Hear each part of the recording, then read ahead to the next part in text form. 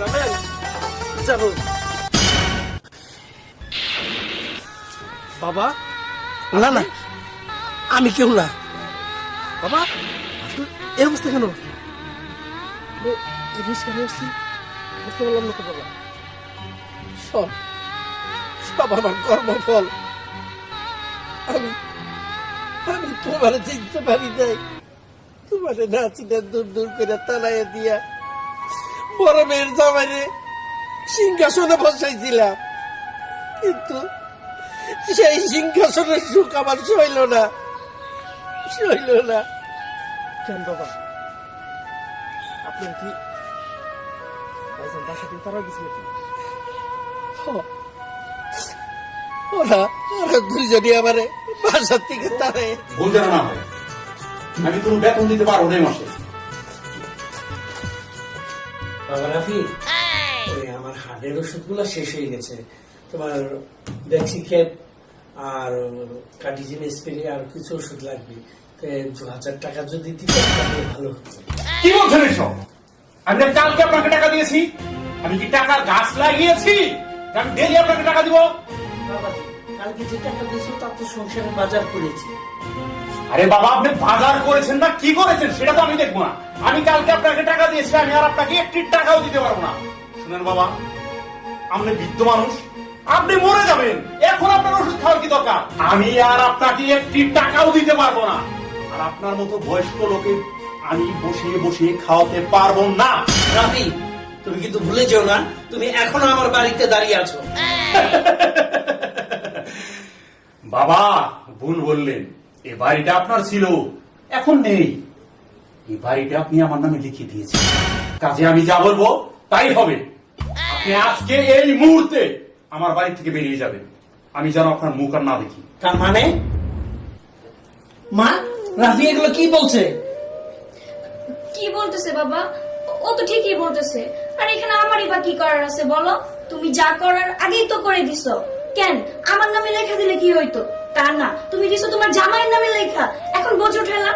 এখন যদি আমি কিছু বলতে যাই তাহলে ও আমাকে ঘাট ধরে ধাক্কা দিয়ে বের করে দিবে, তখন আমি কোথায় যাব?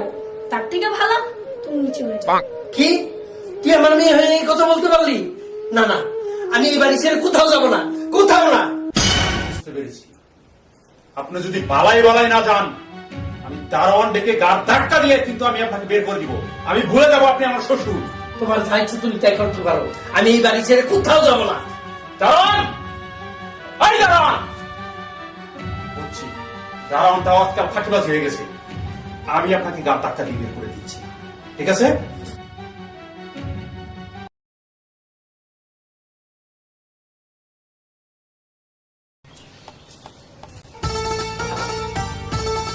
এই রিস্কা যাবেন? যাবো। বাবা?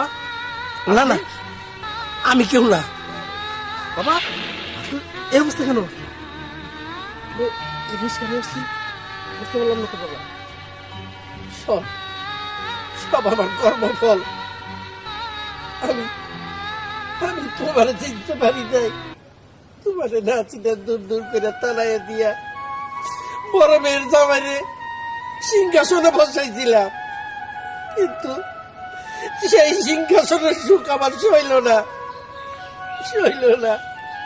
কেন বাবা, আপনার কি ভাইজান বাসা থেকে তারা গেছিল কি? ওরা ওরা দুইজনই আমারে বাসার থেকে তাড়াইয়া দিছে, তাড়াইয়া দিছে। আচ্ছা আচ্ছা বাবা, আপনার মন খারাপ করবেন না। আপনি রিস্কায় বসেন, আমি তো আগে রিস্কা চালাইতাম, দরকার পড়ে আপনার জন্য আমি আবার রিস্কা চালাবো। না না বাবা, না না, আপনার না করেন না বাবা, আপনি বসেন রিস্কায়, আমি আপনার জন্য আবার রিস্কা চালাবো।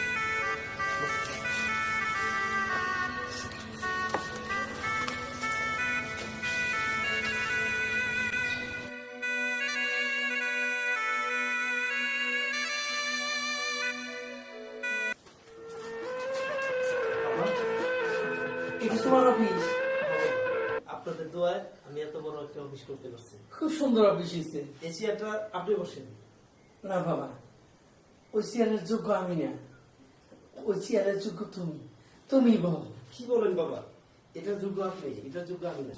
কারণ আপনার মেয়ে অনেক লক্ষ্মী, ওর শুনেই আমি আজকে এত কিছু করতে পারছি। বাবা এখানে বসেন।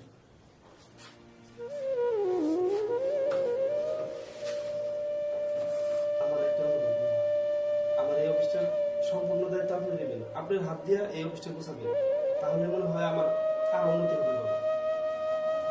বাবা আমি তোমার রিক্সা লাভিলা অনেক অপমান করছি, লাথি পর্যন্ত দিচ্ছি, তুমি তুমি আমার মাফ করে দিও বাবা, মাফ করে দিও। আপনারা কখনো ছেলেদের সাথে এরকম মাপ চাইতে পারেন না। আপনি আমার এখানে থাকলে আমার অনেক উপকার হবে বাবা, আপনি দয়া করে এখানে থাকবেন, এটা আপনার কাছে আমার খুবই খুশি বাবা। আপনি এখানে বসেন, এটার যোগ্য আপনি, আমার অফিসের সম্পূর্ণ দায়িত্ব আপনার।